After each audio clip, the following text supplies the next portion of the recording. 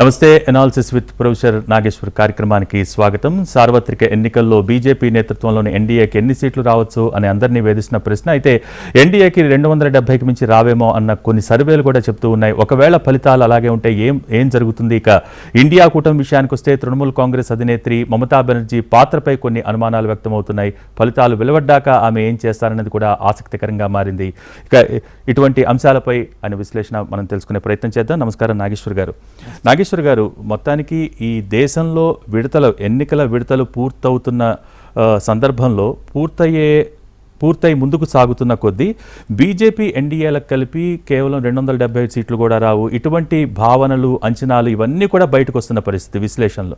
ఏంటి ఇటువంటి ఆలోచనలు రావడానికి కారణం ఏంటి? అసలు మొదటి కారణం ఏంటంటే, అసలు ఎవరు కూడా ఈ ఎన్నిక బిగిన్ అయినప్పుడు మోడీకి తిరుగులేదు, బీజేపీకి పోటీ లేదు, ఇండియా కూటమి పోటీ ఇవ్వలేదు, మోడీ ఇమేజు, రామాలయ ప్రభావము ఇవన్నిటి వల్ల కేక్ వాక్ ఉంటుంది అనే అంచనాతో ఉన్నారు.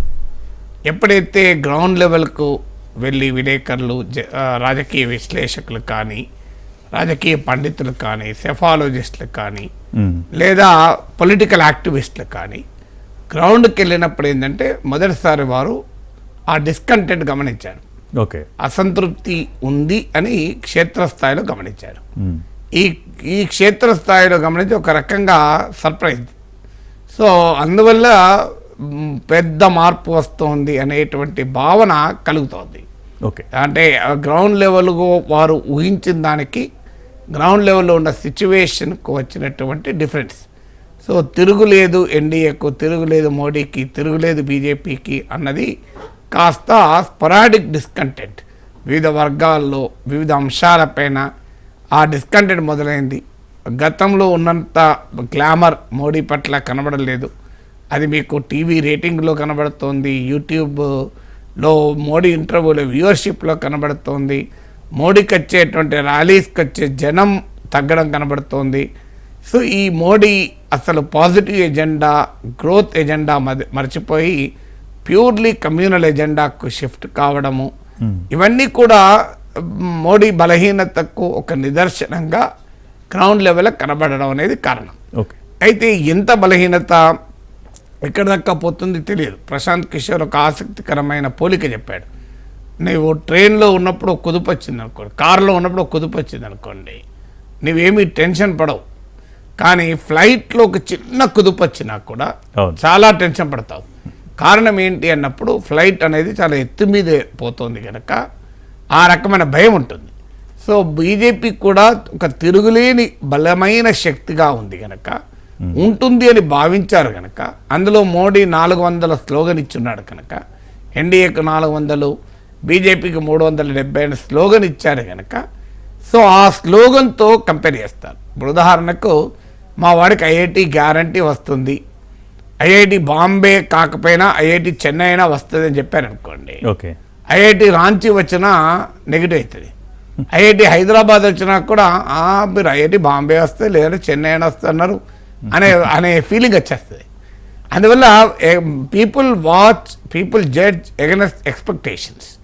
సో మోడీ యొక్క హై టార్గెట్ పెట్టి, high expect for his own reason, తన కార్యకర్తని మోటివేట్ చేయడానికి కావచ్చు, ప్రతిపక్షాలని డిమారలైజ్ చేయడానికి కావచ్చు, ఒక హైప్ క్రియేట్ చేయాలి అనే ఒక ఆలోచనతో కావచ్చు. But what ever may be the reason, Modi ఒక హైప్ క్రియేట్ చేసి పెట్టాడు. మోడీ స్టైల్ ఆఫ్ ఫంక్షన్ కూడా కావచ్చు. సాధారణంగా Modi is a good event manager. Advani అన్నాడు, మా వాడు మంచి ఈవెంట్ మేనేజర్ అని. సో అది అమెరికాలో హౌడీ మోడీ నుంచి మొదలుకుంటే అహ్మదాబాద్లో కెంచో ట్రంప్ వరకు మనం చూసాం మోడీకి ఉన్న ఈవెంట్ మేనేజ్మెంట్ స్కిల్స్. సో అందువల్ల ఒక పవర్ఫుల్ హైప్ క్రియేట్ చేయడంలో మోడీకి ఉన్న సామర్థ్యం మామూలుది కాదు. బీజేపీకి ఆ సామర్థ్యం, మోడీకి ఆ సామర్థ్యం ఉంది. అందువల్ల ఆ హైప్ క్రియేట్ చేయడం వల్ల ఒక రకంగా ఏ చిన్న ఫాల్ అయినా, ఇంతకుముందు చెప్పినట్లు ఐఐటి బాంబే కాబట్టి చెన్నై వస్తే హైప్ క్రియేట్ చేస్తే, ఐఐటి హైదరాబాద్ వస్తే కూడా అయ్యో హైదరాబాద్ అయినా వచ్చింది అంటారు. అదే నువ్వు ఏమో ఎంసెట్లో ఇంజనీరింగ్ ఏదో ఉస్మానియాలో వస్తే చాలా అన్నాం అనుకోండి, వాడికి ఎన్ఐటి వచ్చినా కూడా చాలా ఆనందపడతాడు. సో అందువల్ల ఒక హైప్ క్రియేట్ చేయడము, హైప్ వర్సెస్ రియాలిటీ పోల్చుకున్నప్పుడు ఎక్స్పెక్టేషన్స్ వర్సెస్ గ్రౌండ్ సిచ్యువేషన్ పోల్చినప్పుడు ఇనీషియల్ మోమెంటం వర్సెస్ ఇప్పుడు 5 దశల తర్వాత మోమెంటం చూసినప్పుడు ఎక్కడో ఒక చోట తేడా కొడుతుంది అనే భావన పెరిగింది. ఓకే. సో దాని రిఫ్లెక్షనే ఈ చర్చ అంతా. 270 వస్తాయా, 250 వస్తాయా, 300 వస్తాయా అనేటువంటి ఒక రకమైన ఒక ఫీలింగు, ఒక పర్సెప్షను ఇప్పటిదాకా క్రియేట్ అయింది. అందులో మోడీ పట్ల ఒక క్రియేట్ అయిన హైప్ ఎలాంటిది అంటే, అసలు మోడీ దెబ్బతింటాడు అని అనడానికి భయపడ్డాడు. కొంతమంది భయం, కొంతమంది మొహమాటం, కొంతమంది తప్పవుతుందోనో మన సంకోచం. ఎవరైనా ధైర్యంగా, ఓపెన్గా, ట్రాన్స్పరెంట్గా రియాలిటీని చెప్పే పరిస్థితి మోడీ నాయకత్వ భారతదేశంలో లేదు. ఓకే. సో మీడియా మొత్తం కంట్రోల్డ్, సోషల్ మీడియా నరేటివ్ని బీజేపీ కంట్రోల్డ్. సో ఈ కంట్రోల్డ్ నరేటివ్ ఉన్న సమయంలో ఇన్ఫర్మేషన్ అనేది కాస్త లీక్ అవుతూ, ఇన్ఫర్మేషన్ కాస్త పైకి వస్తూ ఆ బుడగలాగా. సో సహజంగానే అలా అన్నంత లేదే, మోడీకి వేవ్ లేదే అనేటువంటి ఒక వాతావరణం ఎప్పుడైతే క్రియేట్ అయిందో ఈ ప్రశ్నలన్నీ ఉత్పన్నమయ్యాయి. ఓకే. అంటే నాగేశ్వర్ గారు, ఇక్కడ అంచనాలు పెట్టుకోవచ్చు, లక్ష్యాలని నిర్దేశించుకోవచ్చు చాలా ఎక్కువ స్థాయిలో, పై స్థాయిలో. కానీ ఇక్కడ ఎదురవుతున్న 2 క్వశ్చన్లు ఏంటంటే, అంటే అంచనాలు పెరిగినప్పుడు దక్షిణాదిన బీజేపీ బలం ఆశించినంత పెరుగుతుందా, ఉత్తరాదిన ఏమైనా తగ్గే అవకాశాలు ఉన్నాయా? ఇటువంటి క్వశ్చన్స్ కూడా రైజ్ అవుతున్నాయి. దీని మీద మీ అంచనాలు, విశ్లేషణలు ఏంటి? అంటే ఉత్తరాదిలో సాచురేటెడ్ లెవెల్స్ ఉన్నాయి. నార్త్ అండ్ వెస్ట్లో తీసుకుంటే 90% సీట్లు బీజేపీ గెలుచుకొని ఉంది. యూపీలో 80లో 62 గెలుచుకుంది. ఢిల్లీలో 7 గెలుచుకుంది. గుజరాత్లో 26కి 26 గెలుచుకుంది. మహారాష్ట్రలో 48లో 41, 42 గెలుచుకున్నారు. రాజస్థాన్, మధ్యప్రదేశ్, ఛత్తీస్గఢ్లో 65 సీట్లలో మోర్ దెన్ 60 గెలుచుకున్నారు. సో అందువల్ల ఈ నార్త్ అండ్ వెస్ట్రన్ ఇండియాలో మోర్ దెన్ 50% ఓటింగ్ వచ్చింది బీజేపీకి. అలాగే 90% సీట్లు గెలుచుకున్నారు. దేశం మొత్తం మీద 224 సీట్స్లో మోర్ దెన్ 50% ఓటింగ్ వచ్చింది బీజేపీకి. సో ఆ 2009 విక్టరీ యొక్క క్యారెక్టర్ది. సో ఆ క్యారెక్టర్తో పోల్చుకున్నప్పుడు నువ్వు ఎవరెస్ట్ శిఖరం ఎక్కావు, ఇక దిగాల్సిందే తప్ప పైకి ఏమి ఎక్కవు కదా. ఇక అంతగానే ఎక్కేది ఏమి ఉండదు. ఎవరెస్ట్ శిఖరం ఎక్కిన తర్వాత ఇక ఏదైనా దిగడమే. అక్కడ ఒక పర్వత శిఖరం నువ్వు ఎప్పుడైనా ఎక్కితే, when you reach the top you have no way, you can have to come down. అది ఎవరెస్ట్ అవసరం లేదు, చెట్టు ఎక్కినా చాలు. నువ్వు చెట్టు ఎక్కుతావు, చిటారు కొమ్మ దాకా పోతావు. ఇక తర్వాత ఏం చేయాలి? ఇంకా పైకి వెళ్ళి పోవట్లేదు కదా, దిగాల్సిందే కదా. సో బీజేపీ పరిస్థితి కూడా ఏంటంటే ఆల్రెడీ చెట్టెక్కి కూర్చున్నది. సో చెట్టెక్కి కూర్చున్న బీజేపీ ఇప్పుడు ఏం చేయాలి? నార్త్లో, వెస్ట్లో దిగాల్సిందే కదా చెట్టు. సో ఎంతో కొంత దిగాలి. కొమ్మ దగ్గరకో, కాండం దగ్గరకో, లేకుంటే వేళ్ళ దగ్గరకో, ఎక్కడికో దగ్గర దిగాలి కదా. అంటే సస్టైన్ చేసుకునే అవకాశం లేదంటే, అంటే అక్కడ నిలబడాలి, లేదా కిందికి దిగాలి. సో ఎప్పుడు కూడా టాప్లో ఉన్నవాడు ఎంతకాలం నిలబడలేడు. హయ్యెస్ట్ లెవెల్కి పోయిన వాళ్ళు ఎప్పుడైనా ఎంతో కొంత దిగాల్సిందే తప్ప ఆ మొమెంటం సస్టైన్ చేయడం మామూలు విషయం కాదు. ఎందుకంటే అది కూడా 10 ఏళ్ల తర్వాత మొమెంటం సస్టైన్ చేయడం మామూలు విషయం కాదు కదా. సో అందువల్ల ఆ సస్టైన్ మొమెంటం లేక ఎంతో కొంత పడిపోతారు. అది ఎంత పడిపోతారో నోబడీ నోస్. అదొక కారణం. ఇక ఈస్ట్లో 14తో పోలిస్తే 19లో బాగా పెరిగారు. ఒక ఈస్టర్న్ ఇండియాలో 2014తో పోలిస్తే 21% ఈస్టర్న్ ఇండియాలో 2019లో బీజేపీకి ఓటింగ్ పెరిగింది, 21% పెరిగింది.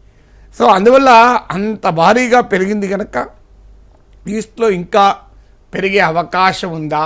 మీకు ఈస్ట్ అంటే బెంగాల్, అస్సాం, ఒరిస్సా. సో బెంగాల్లో 42 సీట్స్, అస్సాంలో 14 సీట్స్, ఒరిస్సాలో 21 సీట్స్.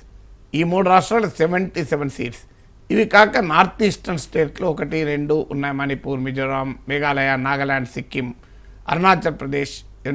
మణిపూర్, మేఘాలయలో మణిపూర్లో 2 సీట్స్ ఉన్నట్టున్నాయి. సో ఇలా అరుణాచల్ ప్రదేశ్లో 2 సీట్స్ ఉన్నాయి. సో ఇలా ఈ పార్ట్లో కొంత ఇంప్రూవ్మెంట్ ఉంటుంది అని. సో అందువల్ల ఏమైనా తగ్గితే నార్త్ అండ్ వెస్ట్లో తగ్గాల్సిందే. ఓకే. సౌత్లో పెరిగే అవకాశం ఉండే కానీ కర్ణాటక దెబ్బతీస్తుంది. కర్ణాటక భారీగా కొట్టబోతోంది. కర్ణాటక భారీగా కొట్టినప్పుడు ఏమవుతుంది అంటే 2019కు ఇప్పుడు తేడా. 2018లో బీజేపీ రాజస్థాన్, మధ్యప్రదేశ్, ఛత్తీస్గఢ్ 3 రాష్ట్రాల ఎన్నికల్ని కర్ణాటకతో సహా ఓడిపోయింది. కానీ 2019కి వచ్చే వరకు ఈ 4 రాజస్థాన్, మధ్యప్రదేశ్, ఛత్తీస్గఢ్, కర్ణాటక ఈ 4 కలిపితే 93 సీట్లు. 93 సీట్లు బీజేపీ దాదాపు 87-88 సీట్లు గెలుచుకుంది, 90 దాకా గెలుచుకుంది. So around almost near to 90 గెలుచుకుంది. సో ఆ పరిస్థితి ఇప్పుడు లేదు, ఇప్పుడు రివర్స్. మీకు 2019లో 2023కి వచ్చాక అసెంబ్లీ ఎన్నికల్లో బీజేపీ గెలిచింది. సో 2018కు భిన్నమైన డైమెన్షన్ ఏంటంటే అసెంబ్లీ ఎన్నికల్లో బీజేపీ గెలిచింది, లోక్సభ ఎన్నికల్లో ఏమి జరుగుతుంది అని. సో అందువల్ల కొన్ని ఫ్యాక్టర్స్ పార్టీలోనే అంతర్గతంగా ఆ రకమైన ఊపు లేదు. ఈవెన్ ఆ 25% బయట వారు టికెట్లు ఇచ్చారు, దీని పట్ల ఒరిజినల్ బీజేపీ క్యాడర్లో ఆ ఊపు లేదు. తర్వాత మీకు ఒక నరేటివ్ లేదు. బీజేపీకి ఉన్న పెద్ద ఛాలెంజ్ ఏంటి, ఇట్ హాజ్ నో నరేటివ్. 2014లోమో ఒక అవినీతికి వ్యతిరేకంగా ఒక క్లీన్ గవర్నమెంట్ రావాలి, ఒక గుజరాత్ మోడల్ ఆఫ్ డెవలప్మెంట్తో ఉన్న ప్రభుత్వం రావాలి, anti India against corruption movement UPA 2 కుంభకోణాల భారతదేశం నుంచి బయటపడాలి, నల్లధనాన్ని అరికట్టే ప్రభుత్వం రావాలి, ఈ రకం ఒక స్థిరమైన ప్రభుత్వం రావాలి అనే ఒక ఎజెండా, ఒక కోరిక, ఒక నరేటివ్ ప్రజల్లో ఉండే. 2019కి వచ్చే వరకు దీనికి నేషనలిజం కూడా యాడ్ అయింది. హిందుత్వ ప్లస్ నేషనలిజం ప్లస్ ఒక క్లీన్ పాలిటిక్స్ అండ్ గవర్నెన్స్, ఈ మూడు యాడ్ అయినాయి. 2024కి వచ్చేసరికి ఈ మూడు షార్టర్ అయినాయి. ఎందుకు షార్టర్ అయినాయి అంటే హిందుత్వకు పీక్ రీచ్ పోయింది, సాచురేటెడ్. రామ మందిరం అయిపోయింది, కట్టేశారు. రామ మందిరం ఇష్యూగా వివాదంగా ఉన్నప్పుడు పోలరైజేషన్ వేరుంటుంది. అయిపోయి దివ్యమైన భవ్యమైన రామ మందిరం ఉండగా ఆ సాటిస్ఫాక్షన్ లెవెల్స్ ఉంటాయి తప్ప కాంట్రవర్సీ ఉండదు. సో అందువల్ల ఆ controversy is no longer a controversial thing. CA no longer controversial thing. Article 370 no longer controversial thing. So అందువల్ల కాంట్రవర్సీ ఉన్నప్పుడు ఉండే పోలరైజేషన్ కాస్త ఇప్పుడు ఉండదు. సో హిందుత్వాలో ఉన్న కోర్ ఎజెండాలో కాంట్రవర్షియల్గా లేవు ఇష్యూస్. ఒక యూనిఫామ్ సివిల్ కోడ్ ఉంది, అది లాస్ట్ ఈ మధ్య మాట్లాడారు, మొన్న అమిత్ షా మాట్లాడారు, మేము గెలిస్తే యూనిఫామ్ సివిల్ కోడ్ అమలు చేస్తామని. కానీ ఈ ఎలక్షన్ క్యాంపెయిన్ మొదటి నుంచి చూడండి, యూనిఫామ్ సివిల్ కోడ్ ఎక్కడ చెప్పలేదు. ఎందుకు చెప్పలేదంటే ట్రైబల్ ఏరియాస్లో యూనిఫామ్ సివిల్ కోడ్ అంటే వ్యతిరేకత. సో బీజేపీ భయం ఏంటంటే ఈ యూనిఫామ్ సివిల్ కోడ్ గురించి మాట్లాడితే ట్రైబల్ ఏరియాస్లో దెబ్బతింటామన్న భయం ఉండే. సో ఆ ఇప్పుడు బహుశా ట్రైబల్ ఏరియాస్లో ఎలక్షన్స్ అయిపోయినట్టున్నాయి. గుజరాత్ అయిపోయింది, చాలా చోట్ల అయిపోయింది. అందుకొరకు ఇప్పుడు ఇక లాస్ట్ ఫేజ్కి వచ్చాం కనుక ఇప్పుడు మాట్లాడుతున్నారు. సో మీరు గమనిస్తే uniform civil code 6th phase of elections పూర్తయ్యేదాకా కూడా మాట్లాడలేదు బీజేపీ నాయకులు. ఎందుకు మాట్లాడలేదు మరి? యూనిఫామ్ సివిల్ కోడ్లో మిగిలిన ఏజెండా అదొకటే ఇప్పుడు. సో అందుకే మీకు ఆర్టికల్ 370 లేదు కనుక POKను తిరిగి ఆక్రమిస్తాం అనే ఎజెండా పట్టుకొచ్చారు. సో అందువల్ల హిందుత్వమో ఒక పీక్ రీచ్ అయ్యి ఇక కొత్తగా అది ఎక్స్ప్లోజివ్గా ఓట్లు తెచ్చేటువంటి ఒక కాంట్రవర్సీగా ఉండి పోలరైజేషన్కి ఉపయోగపడే స్థితిలో హిందుత్వ ఎజెండా లేదు ఇప్పుడు. ఆ ఉన్న యూనిఫామ్ సివిల్ కోడ్ లాంటి ముందు పెట్టాలంటే ఒక ఛాలెంజ్, ఎందుకంటే అది మళ్ళీ ట్రైబల్ ఏరియాస్ ఓట్లు పోతాయేమో అని.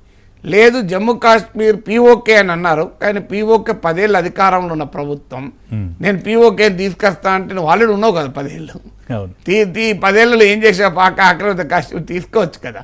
ఇప్పుడు 400 సీట్లు వస్తే పాక్ ఆక్రమిత కాశ్మీర్ లాక్కుంటా ఉంటే ఎవరు నమ్ముతారు దాన్ని?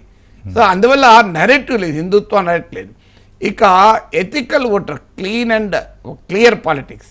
ఎందుకంటే బీజేపీ ఓటర్లలో 4 రకాలు ఉంటారు. ఒకటి హిందుత్వ కోర్ ఎజెండా ఓటర్, RSS ఐడియాలజీతో ఈ దేశం హిందూ రాష్ట్రం కావాలి అని కోరుకునే ఓటర్లు. వీళ్ళు చాలా తక్కువ మంది ఉంటారు. మీకు CSDS లోక్నీతి స్టడీలో కూడా వీళ్ళు హార్డ్లీ 12%, 11% మాత్రమే మాకు హిందూ రాష్ట్రం కావాలని కోరుకున్నారు. హిందువుల్లో కూడా 11-12% హిందూ రాష్ట్రం కోరుకున్నారు. అంటే కోర్ ఐడియాలజికల్ ఓటర్ ఒక చాలా పరిమిత సంఖ్యలో ఉంటారు. ఇక రెండవ వారు ఏంటంటే Hindu supremacy, Hindu identity, sense of Hindu security, ఇది కోరుకునేటువంటి ఆడియన్స్. వీళ్ళు హిందూ ఇకో సిస్టమ్ ఓటర్ అంటారు. అంటే ఇప్పుడు మీకు ఆర్ట్ ఆఫ్ లివింగ్ ఫౌండేషను, మీకు బాబా రామ్దేవ్ యోగా వాళ్ళ చుట్టూ, లేకుంటే గాయత్రి సంఘాల చుట్టూ, సో మీకు ఇలా వినాయక ఉత్సవ సమితిలు, అయ్యప్ప సమితిలు, సో ఇలాంటి రకరకాల హిందూ ఆర్గనైజేషన్స్ అవి నిర్వహించే ఉండేటువంటి general Hindu voter, general political Hindus. వాళ్ళు సోషల్ హిందూస్, స్పిరిచువల్ హిందూస్, అంతే తప్ప హిందూ ఐడెంటిటీ కోరుకునే వాళ్ళు తప్ప హిందూ పొలిటికల్ హిందూస్ కారు. కానీ వాళ్ళు పొలిటికలైజ్ కావడానికి అవకాశం ఉన్న సెక్షన్. ఇక మూడవది ఏంటంటే ఒక సాధారణంగా ఉండే బీజేపీ పెరిగిన Bharatiya Janata party, Modi, development, stable leadership, బలమైన నాయకత్వం, నేషనలిజం, వీటి చుట్టూ ఉండేటువంటి ఓటర్. మోడీ నరేటివ్ చుట్టూ. నాలుగవ ఓటర్ ఏంటంటే ఎథికల్ ఓటర్. అంటే కాంగ్రెస్ పొలిటికల్ కల్చర్తో అలాగే ప్రాంతీయ పార్టీల పొలిటికల్ కల్చర్తో అవినీతి, పరివారవాదం, ఈ మిస్ గవర్నెన్స్ వీటితో విసిగెత్తినటువంటి ఓటర్. సో ఏం జరిగింది అంటే ఎథికల్ ఓటర్ డిస్టర్బ్ అయ్యాడు. ఓకే, ఎందుకంటే నీకు కాంగ్రెస్ పార్టీ గవర్నర్ వ్యవస్థ ఉపయోగించుకుంది, బీజేపీ ఉపయోగించుకుంది. కాంగ్రెస్ పార్టీ సిబిఐని, ఈడీని ఉపయోగించుకుంది. ఆ రోజుల్లో సుప్రీంకోర్టు పంజరంలో చిలుక అన్న సిబిఐ. బీజేపీ అన్నది కాంగ్రెస్ బ్యూరో ఆఫ్ ఇన్వెస్టిగేషన్ అని. ఇప్పుడు సిబిఐ, ఈడీ, ఐటీలు బీజేపీ ఉపయోగించుకున్నట్టు ఎవరు ఉపయోగించుకోలేదు. గతంలో కాంగ్రెస్ ప్రభుత్వానికి కూల్చింది, బీజేపీ ప్రభుత్వానికి కూలుస్తుంది. గతంలో కాంగ్రెస్ పార్టీ ఫిరాయింపులు ప్రోత్సహించింది, ఇప్పుడు బీజేపీ ప్రోత్సహించింది. గతంలో కాంగ్రెస్ నాయకులు అవినీతికి పాల్పడ్డారు, ఇప్పుడు బీజేపీ నాయకులు చాలా చోట్ల అవినీతి ఆరోపణలు ఎదుర్కొంటున్నారు. గతంలో కాంగ్రెస్ పార్టీ అవినీతి పనులను దగ్గర చేర్చింది, ఇప్పుడు బీజేపీ మీకు హేమంత్ బిశ్వా శర్మ, అజిత్ పవార్, అశోక్ చవాన్, గాలి జనార్దన్ రెడ్డి, ఇది మామూలు లిస్టు కాదు కదా. సో అవినీతి పనులందరినీ బీజేపీ దగ్గర చేసుకుంది. గతంలో కాంగ్రెస్ ఇష్టం వచ్చినట్టుగా ఎవరు పడదాంతో ఎప్పుడు పొత్తులు పెట్టుకున్నది, విడగొట్టుకున్నది. ఇప్పుడు బీజేపీ పనిచేస్తుంది. సో ఇక కాంగ్రెస్ పొలిటికల్ కల్చర్కు బీజేపీ పొలిటికల్కు తేడా ఏంటి? పార్టీ విత్ డిఫరెన్స్ అన్నారు కదా. ఈ ఎథికల్ ఓటర్ డిస్టర్బ్ అయ్యాడు. సో అందువల్ల హిందుత్వ ఓటరేమో ఇప్పుడు ఆ గతంలో లాంటి ఇన్సెక్యూరిటీస్ లేవు, హిందూ ఇన్సెక్యూరిటీస్, కాంట్రవర్సీ లేదు పోలరైజేషన్కు. అండ్ ఇక డెవలప్మెంటు, మోడీ ప్రభావము అనేది జాబ్స్ అండ్ ఇన్ఫ్లేషన్ అనే కన్సర్న్స్ ముందుకొచ్చి అది అంత ఇన్స్పైరింగ్గా లేదు. అందువల్ల ఓవరాల్గా బీజేపీకి ఒక నరేటివ్ లేదు. It has simply lost narrative. 2024లో బీజేపీకి ఎందుకు ఓటేయాలి, మోడీకి ఎందుకు ఓటేయాలంటే ఆన్సర్ లేదు. సో ఇవన్నీ కొద్దిగా చెప్తున్నారు తప్ప కిచిడిలాగా కాస్త హిందుత్వ, కాస్త నేషనలిజం, కాస్త మోడీ, కాస్త ఇది అది అని. కానీ బట్ అన్నిట్లో కూడా క్వశ్చన్స్ మిగిలిపోయాయి. సో అందువల్ల ఒక బలమైన ఒక ఎమోషన్, మోడీకి ఓటేయాలి, బీజేపీకి ఓటేయాలి, బీజేపీని గెలిపించాలి అనేటువంటి ఒక బలమైన భావోద్వేగం లేదు. సో బలమైన భావోద్వేగము లేని పరిస్థితుల్లో ఎన్నికలు జరగడం అనేది ఇప్పుడు ఈ అనుమానాలకు అనేటికి కారణం. కానీ ఉత్తరాదిన మీరు అన్నట్టుగా కూడా కొంచెం ఇప్పుడు ఉత్తరాదిన పట్టు నిలుపుకుంటూనే, బీజేపీ కోణంలో చూస్తే పట్టు నిలుపుకుంటూనే, ఇటు దక్షిణాదిలో ఈసారి బాగా ఆశలు పెట్టుకున్నట్టుంది. ఆంధ్రప్రదేశ్లో కావచ్చు, తెలంగాణలో కావచ్చు, లేకపోతే ఇటు తమిళనాడులో కూడా చాలా ఉత్సాహంగా ప్రధాని ఎక్కువ సార్లు ప్రచారం చేశారు ఈసారి. ఏంటి సార్, ఏమన్నా వాటి ప్రభావం ఏమన్నా ఉంటుందా ఈసారి? ఖచ్చితంగా ఉంటుంది. బీజేపీ ఓటింగ్ పెరుగుతుంది, తమిళనాడులో పెరుగుతుంది, కేరళలో కూడా పెరగచ్చు, మీకు ఆంధ్రప్రదేశ్లో ఆటోమేటిక్గా పెరుగుతుంది, 1% ఉంది కనుక. తెలంగాణలో ఖచ్చితంగా పెరుగుతుంది. గతంలో 7% 18లో వచ్చింది, 20% 19లో వచ్చింది, 23లో అసెంబ్లీ ఎలక్షన్లో 14% వచ్చింది. 20% తగ్గకుండా బీజేపీకి ఓటింగ్ వస్తుంది. సో మీకు ఆంధ్ర, తెలంగాణ, తమిళనాడు 3 రాష్ట్రాల్లో గ్యారంటీగా బీజేపీకి ఎంతో కొంత ఓటింగ్ పెరుగుతుంది. కేరళలో కూడా పెరిగే స్కోప్ ఉంది, ఎంత పెరుగుతుందో చెప్పలేం కానీ ఒక అవకాశం ఉంది. ఏం తగ్గేది ఎక్కడ అంటే కర్ణాటకలో ఓటింగ్ నిలుపుకుంటుంది లేదా తగ్గుతుంది. సో అందువల్ల ఓవరాల్గా సౌత్లో గత 2019తో పోలిస్తే బీజేపీ ఎక్స్పాండ్ అవుతుందా అంటే ఎక్స్పాండ్ అవుతుంది ఖచ్చితంగా. పొలిటికల్గా, ఆర్గనైజేషనల్గా, ఇన్ఫ్లుయెన్స్ రీతే ఎక్స్పాండ్ అవుతుంది. సీట్స్ రీతే ఏమవుతుందో చెప్పలేము. ఎందుకంటే బీజేపీకి లాస్ట్ టైం కూడా 28 కర్ణాటక సీట్స్లో 26 గెలుచుకున్నారు ఒక ఇండిపెండెంట్తో సహా. తెలంగాణలో 4 గెలుచుకున్నారు. సో మొత్తం ఈ సౌత్ ఇండియాలో 30 సీట్లు ఉండే. సో ఇప్పుడు ఆ 30 సీట్లు మళ్ళీ వస్తాయా? సో కర్ణాటకలో ఒక 10, 12 తగ్గితే అంతమంది ఏపీలో, తెలంగాణలో పెరిగినా బ్యాలెన్స్ అవుతుంది తప్ప అంతకన్నా ఎక్కువ పెరిగే స్కోప్ కనబడతలేదు. బహుశా కాంగ్రెస్ పార్టీకే బీజేపీ కన్నా ఎక్కువ సీట్లు వచ్చే అవకాశం ఉంది. యూపీఏతో మీకు ఎన్డీఏతో పోలిస్తే ఇండియా కూటమికి ఎక్కువ అవకాశం ఉంది. ఎందుకంటే 20 కేరళ సీట్స్, తమిళనాడులో 59 సీట్స్. సో ఈ 59 ప్లస్ తెలంగాణలో 17, ఈ 76 సీట్లలో ఖచ్చితంగా కాంగ్రెస్ దాని మిత్రపక్షాలదే హయ్యెస్ట్ ఆధిపత్యం ఉంటుంది. సో ఈ బీజేపీకి ఈ 76 సీట్లో ఒక 10% వచ్చినా ఆశ్చర్యం, అంత మించి రాదు. సో ఎందుకంటే ఈ 76 సీట్స్లో కేరళ, తమిళనాడులో అయితే అది సిపిఎం గెలిచినా, డిఎంకే గెలిచినా, కాంగ్రెస్ గెలిచినా గెలిచేది అయితే ఇండియా కూటమే కదా. సో అందువల్ల ఈ 76 సీట్స్ 39 తమిళనాడు, 20 కేరళ, 17 తెలంగాణ, ఈ 76 కలుపుకుంటే ఇక్కడ క్లియర్ ఎడ్జ్ కాంగ్రెస్కి ఉంది కదా. సో ఇక 28 కర్ణాటక సీట్స్లో ఏమవుతుంది, బీజేపీ ఎంత దెబ్బతింటుంది అనేది ఒక క్వశ్చన్ ఇప్పుడు. సో అందువల్ల బీజేపీ ఎక్స్పాండ్ అవుతుందా సౌత్లోకి అంటే డెఫినెట్గా ఎక్స్పాండ్ అవుతుంది. ఓటింగ్ రీత్యా ఎక్స్పాండ్ అవుతుంది, పొలిటికల్ ఇన్ఫ్లుయెన్స్ రీత్యా ఎక్స్పాండ్ అవుతుంది, పొలిటికల్ ఇంపాక్ట్ రీత్యా ఎక్స్పాండ్ అవుతుంది, పొలిటికల్ ప్రజెన్స్ రీత్యా ఎక్స్పాండ్ అవుతుంది. కానీ ఎలక్టోరల్ ప్రజెన్స్ రీత్యా ఎక్స్పాండ్ అవుతుందా, that is a big question mark. అది ఆంధ్ర తెలంగాణలో స్కోప్ ఉంది, కానీ ఇక మిగతా స్టేట్లో ఎలక్టోరల్గా పెద్ద సిగ్నిఫికెంట్గా ఎక్స్పాండ్ అవుతానని నేను అనుకోను. ఓకే. ఇక మరోవైపు అంటే ఇండియా కూటమి విషయానికి వస్తే ఇక్కడ తృణమూల్ కాంగ్రెస్ అధినేత్రి మమతా బెనర్జీ పాత్ర కొంచెం అనుమానాస్పదంగా, అంటే నేను కలుసున్నానని అంటారు, మీటింగులకి రారు, రేపు పోలింగ్ పూర్తయిన తర్వాత కూడా ఇండియా కూటమి ఒక సమావేశాన్ని ఏర్పాటు చేసుకుంది, దానికి కూడా నాకు కుదరదని చెప్పినట్టుగా నిన్న సమాచారం. సో ఏంటి ముందర కాళ్ళకి బంధం వేసేది మమతా బెనర్జీ అయినా ముందర ఏమనుకోవచ్చండి? మమతా బెనర్జీకి యాజ్ లాంగ్ యాజ్ బీజేపీ ప్రధాన ప్రత్యర్థిగా ఉన్నంత కాలం బెంగాల్లో ఆమె ఎన్డీఏలకు పోలేదు. ఇప్పుడు ఇది మన భారతదేశంలో ఎక్సెప్ట్ ఆర్జేడీ ఏ ప్రాంతీయ పార్టీకి బీజేపీ పట్ల ఐడియాలజికల్ వ్యతిరేకత లేదు. సో ఏ పార్టీ అయినా మీరు డిఎంకే, ఏడిఎంకే తమిళనాడులో ఏదో సమయంలో బీజేపీతో కలిశాయి, ఆంధ్రప్రదేశ్లో తెలుగుదేశం బీజేపీతో పొత్తులో ఉన్న పార్టీ, వైఎస్ఆర్ కాంగ్రెస్ పార్టీ పొత్తులో లేకపోయినా మిత్రపక్షం, బీఆర్ఎస్ పొత్తులో లేకపోయినా మీకు ఎన్డీఏ 1లో మనం చూసాం. 2009లోనే మహాకూటమి తరఫున పోటీ చేసిన కేసీఆర్ రిజల్ట్ కూడా రాకముందే బీజేపీ దగ్గరికి పోయాడు. సో బీజేపీ వస్తుంది అనే వార్తలు వస్తేనే. సో అందువల్ల ఈ బీఆర్ఎస్ జేడీఎస్ ఆల్రెడీ ఎన్డీఏతో ఉంది. మీరు ఇలా ఒరిస్సా బిజు జనతాదళ్ ఎన్డీఏలో లేకపోయినా నిన్నటి 5 ఏళ్ల పాటు బీజేపీకే అంటకాగింది. శివసేన గతంలో బీజేపీ మిత్రపక్షం. మీరు లెక్క తీయండి, హర్యానాలో జననాయక జనతా పార్టీ, పంజాబ్లో శిరోమణి అకాలీదళ్, మీకు ఉత్తరప్రదేశ్లో సమాజ్వాదీ పార్టీ, బీఎస్పీ, జమ్మూ కాశ్మీర్లో పీడీపీ నేషనల్ కాన్ఫరెన్స్, బీహార్లో జేడీయూ లోక్ జనశక్తి పార్టీ, ఇలా దేశంలో ఉన్న ప్రాంతీయ పార్టీలు, బెంగాల్లో తృణమూల్ కాంగ్రెస్, అస్సాంలో అస్సాం గణ పరిషత్, మీరు ఏ పార్టీ అయినా పేరు తీయండి నాకు. They have either with BJP at any some or other point of time in history. So అందువల్ల వీళ్ళు మళ్ళీ ఎన్డీఏలోకి పోరని గ్యారెంటీ ఏంటి? ఓకే. సో ఇప్పటి వరకు ఎన్డీఏలో ఫార్మల్గా బీజేపీతో కలవని ఏకైక పార్టీ రాష్ట్రీయ జనతా దళ్. సో నాకు గుర్తున్నంత వరకు ఆర్జేడీ బీజేపీతో కలిసినట్లేదు. ఇక మిగతా అన్ని పార్టీలు ఏదో సందర్భంలో బీజేపీతో కలిసినాయి కదా. అందువల్ల రేపు కలవైన ఏంటి మరి ఏంటి అంటే అర్థం, భారతదేశంలో ప్రాంతీయ పార్టీలకు, చిన్న పార్టీలకు బీజేపీతో ఫైట్ చేయాలన్న ఐడియాలజికల్ కమిట్మెంట్ జీరో. ఓకే. వాళ్ళ ఎలక్టోరల్ అవసరాల కొరకు కలుస్తుంటారు, విడిపోతుంటారు. అయితే మరి ఏది బీజేపీతో చేరడము చేరకపోవడం నిర్ణయించేది?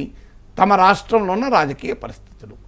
తమ రాష్ట్రంలో ఉన్న రాజకీయ పరిస్థితులకు అనుగుణంగా ఈ పార్టీలు ఉంటాయి. ఇప్పుడు ఇదే బీజేపీ కనుక బెంగాల్లో ఈ స్థాయిలో తృణమూల్ ఛాలెంజ్ చేసి ఉండకపోతే, వాజ్పేయి ప్రభుత్వంలో రైల్వే మంత్రిగా ఉన్న మమతా బెనర్జీ మోడీ ప్రభుత్వం ఉండేది కదా. సో అజ్యూమింగ్ లెఫ్ట్ ఒకవేళ ప్రధాన ప్రత్యర్థిగా తృణమూల్కి ఉంటే, తృణమూల్ బీజేపీ మిత్రపక్షంగానే ఉండేది కదా.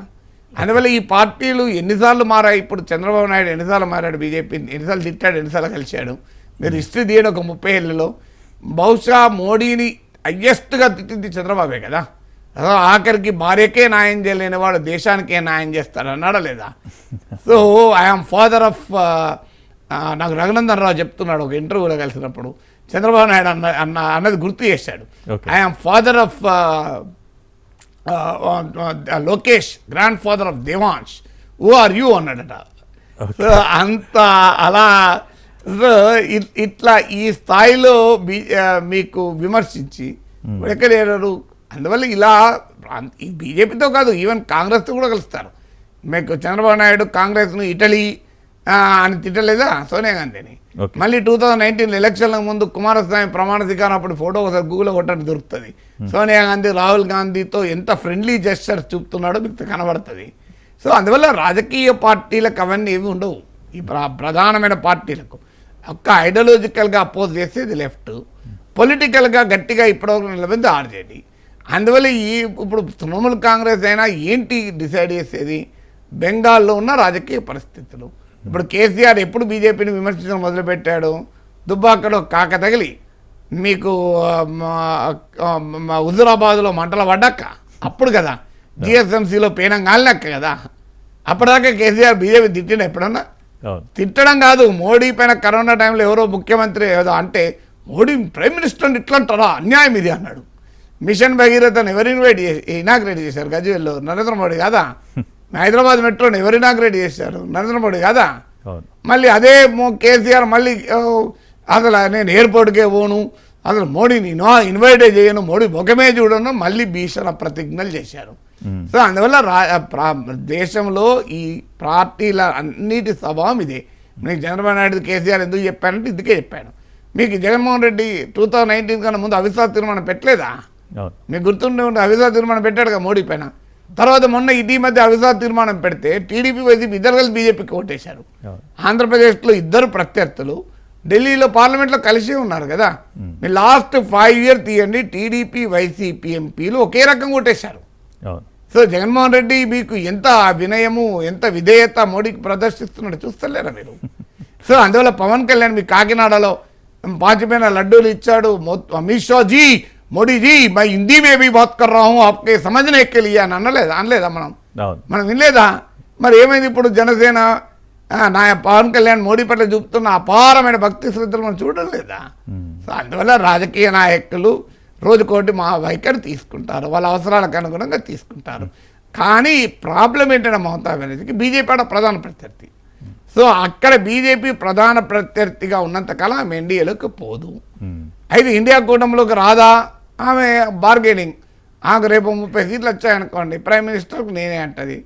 సో అందువల్ల బయట ఉన్నట్టు ఉంటుంది, లోపలికి వచ్చినట్టు ఉంటుంది, తొంగి చూస్తున్నట్టే చూస్తుంది, చూడదు, మళ్ళీ కిటికీలకి వెళ్ళి చూస్తుంది, డోర్లకి వెళ్ళి చూస్తుంది. సో మళ్ళీ వాళ్ళు డోర్లకి వెళ్ళి చూస్తున్నారు, దాకా బయటకు వచ్చే వరకు మళ్ళీ దూరం వెళ్ళిపోతుంది. సో ఈ దాగుడు మూతలు ఆడుతూనే ఉంటుంది మమతా బెనర్జీ.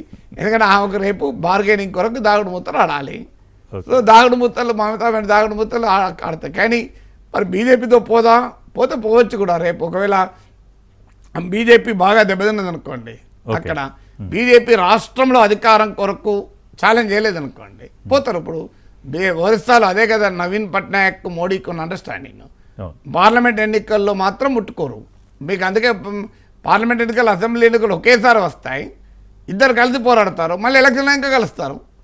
అలా 5 ఏళ్ళు బీజేపీ జనతా దళ మోడీకే సపోర్ట్ చేశారు, బీజేపీకి సపోర్ట్ చేశారు కదా. మళ్ళీ ఎట్లా మొత్తుకుంటాం? నవీన్ పట్నాయక్ హెల్త్ గురించి, ఏజ్ గురించి మహేష్ షా మాట్లాడతాడు. నవీన్ పట్నాయక్ అనరాని మాటలు, అవినీతి పరుడు అన్నీ అంటారు.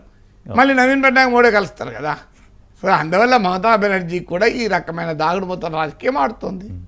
కానీ అంటే రాజకీయ పార్టీల కోణంలో చూసినా, లేకపోతే ప్రభుత్వ పనితీరు విషయంలో చూసినా, సరే బీజేపీ అనేక అంశాలని ఇందాక మీరు అన్ని కూడా ప్రస్తావించారు.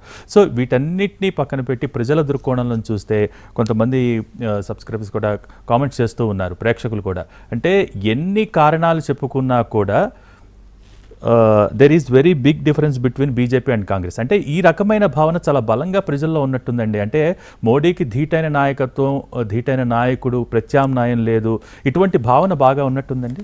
అనుమానం లేదు. ఎందుకుంది అంటే భారతదేశంలో అత్యధిక కాలం కాంగ్రెస్ పాలించింది. సో ఎవరైతే పాలిస్తారో వాళ్ళే తప్పులు చేస్తారు కదా. పాలించినోడు ఎవరు తప్పులు చేస్తాడు? సో అందువల్ల కాంగ్రెస్ పాలనలో హిస్టారికల్ మిస్టేక్స్ ఉన్నాయి. ఓకే, భారత డెమోక్రసీకి మంచి జరిగింది కాంగ్రెస్ పాలనలోనే, చెడు జరిగింది కూడా కాంగ్రెస్ పాలనే కదా. ఇండియా డెవలప్మెంట్లో మంచి జరిగింది కాంగ్రెస్ పాలనే, చెడు జరిగింది కాంగ్రెస్ పాలనే. డెవలప్మెంట్లో మంచి ఏంటి? ఓ బాక్రా నంగల్, ఓ నాగార్జున సాగర్ కావచ్చు, ఒక all India institute of medical sciences కావచ్చు, ఐఐటి కావచ్చు, ఐఏఎమ్స్ కావచ్చు. ఈ మోడీ 10 ఏళ్ల పాలనలో షోమి 1 ఐఐటి, ఒక్కటంటే ఒక్కటి, ఐఐటి ఢిల్లీతోనో, ఐఐటి బాంబేతోనో, ఐఐటి చెన్నైతోనో, ఐఐటి ఖరగ్పూర్తోనో సమానమైన ఒక్క విద్యాసంస్థ నాకు చూపెట్టాడు. ఒక్కటి, ఐఎమ్ ఆస్కింగ్ ఓన్లీ 1. మీరు ఐఏఎం అహ్మదాబాద్, ఐఏఎం బెంగళూరుతో ఒక సమానమైన ఒక్క విద్యాసంస్థ చూపెట్టండి ఈ 10 ఏళ్లలో. నాగార్జున సాగర్ లేదా బాక్రా నంగల్ లేదా హిరాకోట్, ఈ డ్యామ్స్కు లేదా శ్రీశైలం ప్రాజెక్టు సమానమైన ఒక్క ఇరిగేషన్ ప్రాజెక్ట్ చూపెట్టాను నాకు, సింగిల్. ఇంకేదో అవసరం లేదు నేను అడిగేది. ఓకే, సో మీకు ఇలా ఒక all India institute of medical sciences లాంటి ఒక గొప్ప వైద్య సంస్థ చూపెట్టండి. సో మీకు 1969లోనే భారతదేశం తొలి అణురియాక్టర్ని ఏర్పాటు చేసుకుంది. అప్పుడు నెహ్రూ కాంగ్రెస్ ప్రభుత్వమే కదా. 1970స్లోనే భారతదేశం ఇందిరాగాంధీ హయాంలో 74లోనే మీకు పోఖ్రాన్ తొలి ప్రయోగం జరిగింది కదా. అది ఎప్పుడు మరి అప్పుడు ఎవరున్నారు? కాంగ్రెస్ అధికారంలో ఉంది కదా. గ్రీన్ రెవల్యూషన్ ద్వారా మనం ఆహార సైన్స్ సమృద్ధి సాధించి ఎప్పుడు కాంగ్రెస్ పాలనలో కదా. ఇవాళ G20 సమావేశానికి రొటేషన్లో భారతదేశ నాయకత్వం వస్తే మోడీ దాన్ని మార్కెటింగ్ చేసుకున్నారు. రొటేషన్ అంతకుముందు ఇండోనేషియా ఉండే, రొటేషన్లో భారతదేశానికి వచ్చింది. కానీ భారతదేశం నెహ్రూ టైంలో, ఇందిరాగాంధీ టైంలో మొత్తం అలీనోద్యమ దేశాలు 100 దేశాలకు నాయకత్వం వహించింది. India was the leader of the knowledge, founder of the knowledge movement కదా. మనకి ఏంటంటే మెమరీ షార్ట్ లివ్డ్, మర్చిపోతాయి ఇవన్నీ. So memory short lived. అందువల్ల డెవలప్మెంట్లో కాంగ్రెస్ పార్టీ హయాంలో జరిగిన డెవలప్మెంట్ ఉంది. ఒకప్పుడు సూది కూడా తయారు చేయలేని భారతదేశం ఈరోజు ఈ స్థాయికి రావడంలో కాంగ్రెస్ ప్రభుత్వ పాత్రే లేదనుకుంటే అది రాంగ్ కదా. అదే సమయంలో కాంగ్రెస్ ప్రభుత్వ హయాంలో జరిగిన అవినీతి ఉంది, భయంకరమైన కుంభకోణాలు ఉన్నాయి, ఒక అతి అవినీతికరమైన రాజకీయ సంస్కృతి, అవకాశవాదం, అవినీతి. సో రాజకీయ సంస్కృతిలో ఎన్ని బ్యాడ్ లక్షణాలు ఉన్నాయి అన్ని కాంగ్రెస్ పొలిటికల్ కల్చర్లో ఉన్నాయి. అందువల్ల అధిక కాలం దేశాన్ని పాలించింది కనుక అధిక కాలంలో భారతదేశ ప్రజల అనుభవం, ముఖ్యంగా మిడిల్ క్లాస్, ఎడ్యుకేటెడ్, కొద్దిగా పొలిటికల్ కాన్షియస్నెస్, యాంటీ కాంగ్రెసిజం అనేది దేశంలో ఒక బలమైన ట్రెండ్. నాలాంటి వాడు కూడా రాజకీయాలు నేర్చుకోవడం, నేను యాంటీ కాంగ్రెసిజం, యాంటీ ఎమర్జెన్సీతోనే రాజకీయాలు నేర్చుకున్నాను. నేను 8th క్లాస్ స్టూడెంట్ 1977 ఎలక్షన్స్ అప్పుడు. సో నాకు ఫస్ట్ ఇన్స్పిరేషన్ ఇది యాంటీ ఎమర్జెన్సీ. సో అందువల్ల దేశంలో చాలామంది ఒక జనరేషన్స్ ఈ political dynastic political culture, Congress dynastic political కల్చర్ను సో దీన్ని అంగీకరించలేని భారతీయ జనతా పార్టీ పట్ల ఆ అట్రాక్షన్, దీనికి తోడు మైనారిటీ అపీజ్మెంట్ పాలిటిక్స్ వల్ల హిందూ పోలరైజేషన్ బీజేపీ చేయగలుగుతుంది. ఇప్పుడు ఉదాహరణకు మీకు రేవంత్ రెడ్డి కేరళ వెళ్ళి IUML మీటింగ్కి వెళ్ళాడు. వెళ్ళి ఏమంటున్నాడు? మతోన్మాదం, బీజేపీ మతోన్మాద శక్తి అంటున్నారు. అది IUML మతోన్మాదం కాదా? ముస్లిం లీగ్ ఏమో మతాత్మక కాదు, బీజేపీ మతోన్మాదం అంటే జనం ఎట్లా యాక్సెప్ట్ చేస్తారు? ఓవైసీ ఏమో మతోన్మాది కాదు, ఓవైసీతో కేసీఆర్ దోస్తీ కడతారు, కాంగ్రెస్ దోస్తీ కడుతుంది. కానీ అంటే ముస్లిం ఫండమెంటలిజం ఏమో సెక్యులరిజం అవుతుందా? హిందూ ఫండమెంటలిజం అనేది దేశానికి ప్రమాదం అవుతుందా? సో అందువల్ల ఈ రకమైన పాలిటిక్స్ అంతా దేశంలో కాంగ్రెస్ నడిపింది. గవర్నర్ల మిస్యూజ్, మన ఎన్టీ రామారావు తొలగించడం నుంచి మొదలుకొని ఎన్ని లేదు. 1950స్లోనే EMS నమోదు ప్రభుత్వం, నెహ్రూ ప్రైమ్ మినిస్టర్గా ఉన్న రోజుల్లో అప్పుడు స్టార్ట్ అయింది భారతదేశంలో రాజకీయంగా గవర్నర్ వ్యవస్థ, ఆర్టికల్ 356 దుర్వినియోగం చేసుకోవడం. అందువల్ల ప్రజల్లో ఆ బలమైన కాంగ్రెస్ వ్యతిరేకత ఉండడం కారణం. సో మొదటిసారి చరిత్రలో కాంగ్రెస్ అవినీతిపై పోరాడి గెలిచింది కర్ణాటకలో. సాధారణంగా కాంగ్రెస్ దేనిపైన పోరాడి నమ్ముతారు కానీ అవినీతి పైన పోరాడుతారు నమ్మరు.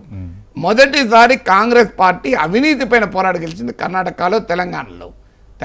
కర్ణాటకలో కాంగ్రెస్ ప్రధానమైన డిమాండ్ అవినీతి కదా. సో మీకు మొదటిసారి కాంగ్రెస్ పార్టీ ఎజెండాకు మోడీ రెస్పాండ్ అవుతున్నాడు. మోడీ ఎజెండా సెట్ చేస్తలేడు, మీరు చూడండి, కాంగ్రెస్ పార్టీ ఎజెండా సెట్ చేస్తుంది. అందువల్ల బలమైన కాంగ్రెస్ వ్యతిరేకత కారణం దేశంలో అత్యధిక కాలం కాంగ్రెస్ పాలించింది. సో అందువల్ల పాలిటిక్స్, డెమోక్రసీ అయినా డెవలప్మెంట్ అయినా, ఇవాళ డెమోక్రటిక్ ఇన్స్టిట్యూషన్స్ ప్రపంచంలో చాలా చోట్ల ఫెయిల్ అయినాయి. ఇండియాలో ఆ మేరకు నిలబడ్డాయంటే the credit also goes to Congress. So parliamentary కానీ అదే సమయంలో ఇండియన్ డెమోక్రసీలో ఉన్న అనేక లోపాలకు కూడా కాంగ్రెసే కర్త కర్మ క్రియ. సో అందువల్ల అంటే మనకు ఒక సామెత ఉంది, there are many fathers for successes but no father for failure అని. సో అందువల్ల కాంగ్రెస్ వైఫల్యాలు ఉన్నాయి, కాంగ్రెస్ విజయాలు ఉన్నాయి. అయితే దేశ ప్రజలు ఒక కొత్త తరం కాంగ్రెస్ పార్టీ IITలు, నాగార్జున సాగర్లు గుర్తుండే దశలో లేరు కదా. సో వాళ్ళకు గుర్తుండేది 2G కుంభకోణాలు, వాళ్ళ కామన్వెల్త్ కుంభకోణాలు గుర్తున్నాయి. సో అందువల్ల నాగేశ్వర్ లాంటి వాడు రెండూ గుర్తుంటాయి. నాగార్జున సాగర్ డ్యామ్ గుర్తున్నది, R&D ఇన్స్టిట్యూట్ మెడికల్ సైన్స్ గుర్తుంది, IIT గుర్తుంది, బాబా ఆటమిక్ రీసెర్చ్ సెంటర్ గుర్తుంది, న్యూక్లియర్ పోఖ్రాన్ 1 గుర్తున్నది. అదే సమయంలో 2G కుంభకోణం గుర్తుంది, కామన్వెల్త్ క్రీడల కుంభకోణం గుర్తుంది. ఈ రెండు కొంతమందికి ఈ తరం వాళ్ళకు ఆ మొదటి గుర్తులో రెండోది గుర్తుంది. సో అందువల్ల నీకు ఆ ట్రెండ్ ఉన్నమాట నిజం. తర్వాత ఇవాళ ఇండియా కూటమిలో ఎవరు నాయకుడు, ఏ దేశమైనా బలమైన నాయకత్వాన్ని కోరుకుంటుంది కదా. సో అది మోడీకి ఉన్నటువంటి ఒక అడిషనల్ అడ్వాంటేజ్. సో అందువల్ల there are factors for people to believe BJP, కానీ there are factors that make people to question BJP also. అంటే ఒకటి ఇప్పుడు మీరు అన్నట్టుగా కూడా ఇక్కడ యాంటీ మోడీ ప్రచారమే జరుగుతోంది తప్ప ఇండియా కూటమి తరపున రేపు అధికారంలోకి వస్తే ప్రభుత్వ స్థిరత్వం పైన అంటే ప్రజల్లో నమ్మకం కలిగించలేకపోతుందా? అంటే ఎవరు చెప్పారు అది మీకు? అసలు యాంటీ మోడీ ప్రచారం కాదు, అసలు మోడీనే యాంటీ అపోజిషన్ ప్రచారం. నాకు మోడీ చెప్పండి, ఈ ఇన్ని 6 దశలు అయిపోయినాయి కదా, నేను 10 ఏళ్లలో భారత ప్రజలకు ఇచ్చేసాను, నాకు ఓటేయండి అని అడుగుతున్నాడా? ఎక్కడ మీద ముస్లిం, మంగళసూత్ర, పాకిస్తాన్, చైనా, ముజ్రా, అసలు ఇదే కదా మొత్తం నడిచేదంతా. దాన్ని మీకు ఎక్కడ, నేను 10 years అధికారంలో ఉన్నాను. మీరు గమనించండి, ముజ్రా ముస్లిం ఉంటాను కానీ మేక్ ఇన్ ఇండియా అంటలేడు. అసలు మేక్ ఇన్ ఇండియా గురించి ఎక్కడన్నా మీకు మోడీ ఉపన్యాసాల్లో, మీకు మీడియాలో ఎక్కడన్నా అంటే అనొచ్చు, మొత్తం ఉపన్యాసం నేను మొత్తం ప్రతి వర్డ్ వినలేదు, చూడలేదు, కానీ మీకు ఎక్కడన్నా ప్రామినెంట్గా మేక్ ఇన్ ఇండియాలో సక్సెస్ అయిన కనుక నాకు ఓటేయండి, డిజిటల్ ఇండియాలో సక్సెస్ అయ్యాను కనుక నాకు ఓటేయండి, స్టార్టప్ ఇండియా స్టాండప్ ఇండియాలో సక్సెస్ అయిన కనుక ఓటేయండి, స్వచ్ఛ భారత్లో సక్సెస్ అయ్యాను కనుక ఓటేయండి అనే ఎక్కడన్నా మాట్లాడుతున్నారు మీరు గమనించండి. ఒకవైపు ఏమో ఇన్ని కోట్ల మందిని పేదరికం నుంచి నేను బయటికి తీసుకొచ్చానంటున్నారు, మరోవైపు ఏమో 80 కోట్ల మందికి ఉచిత ఆహార ధాన్యాలు ఇస్తానంటున్నారు. అంటే 10 ఏళ్ల మోడీ పాలన అనంతరం కూడా ఈ దేశంలో 80 కోట్ల ప్రజలు ఇంకా ప్రభుత్వం ఇచ్చే ఉచిత ఆహారం కొరకు బతుకుతున్నారు. కాంగ్రెస్ ఇన్నేళ్ల పాలన, బీజేపీ ఇన్నేళ్ల పాలన తర్వాత ఇది నిజమా కాదా? మోడీయే చెప్తున్నారు కానీ నేను ఇంకో 5 ఏళ్ల వరకు 80 కోట్ల భారతీయులకు ఉచిత ఆహార ధాన్యాలు ఇస్తున్నాను. సో 80 కోట్ల మంది ప్రజలు తమంతట తాము ఆహారం కొనుక్కోలేని పరిస్థితికి ఉంటే ఇది ఏ పాలిటిక్స్ అనాలి? సో దీని గురించి ఎక్కడ చర్చ జరుగుతుంది? ఎకనామిక్ గ్రోత్ గురించి, ఇన్నోవేషన్ గురించి, దేశంలో ఎలక్ట్రానిక్స్ రంగంలో ఏం డెవలప్ కావాలి, ఇంకా వేరే వేరే రంగాల్లో ఏం డెవలప్ కావాలని ఎక్కడ చర్చ జరుగుతుంది? అంత ముస్లిం, ముజ్రా, మంగళసూత్ర ఇవే కదా వచ్చేది. సో అందువల్ల మోడీ తన సొంత తన ప్రభుత్వం చేసే పనులు ఏం చెప్పాడు నాకు చెప్పాడు ఇప్పటివరకు. ఏమన్నా చెప్పితే రామ మందిరం కట్టించానని చెప్తున్నాడు, అంతే కదా. 500 ఏళ్ల తర్వాత రామ మందిరం కళ నిజమైంది అంటున్నాడు తప్ప ఆర్టికల్ 370 రద్దు చేసిన అని చెప్తున్నారు. కానీ నా హయాంలో ఇంకో గొప్ప ఇరిగేషన్ ప్రాజెక్ట్ కట్టాను, నా హయాంలో గొప్ప ఎడ్యుకేషన్ ఇన్స్టిట్యూట్ డెవలప్ చేశాను, నా హయాంలో గొప్ప హెల్త్ ఇన్స్టిట్యూట్ అని చెప్పారు ఎక్కడన్నా మీరు చెప్పండి. ఇక అందువల్ల కాంగ్రెస్ పార్టీ కాదు, ఈవెన్ బీజేపీ కూడా చేస్తుంది. ఇప్పుడు మీకు గమనించండి, దేశంలో ఎజెండా దేని చుట్టూ నడుస్తుంది? మేము సంపద వికేంద్రీకరణ కాంగ్రెస్ అంటే దాని చుట్టూ మోడీ క్యాంపెయిన్, మేము రిజర్వేషన్ల పరిమితిని 50% ఎత్తేస్తాను కాంగ్రెస్ అంటే దాని చుట్టూ మోడీ చర్చ. మీరు మొత్తం చూడండి, ఎజెండా మోడీ ఎజెండా ఆయన సెట్ చేసింది కాదు, కాంగ్రెస్ ఎజెండాకు రెస్పాండ్ అవుతూ వస్తున్నాడు, అపోజిషన్ ఎజెండాకు. ఎజెండా ఇండియా కూడా సెట్ చేస్తే మోడీ రియాక్ట్ అవుతున్నాడు కదా. అవును, right. Thank you so much Nageshwar garu analysis అందించినందుకు.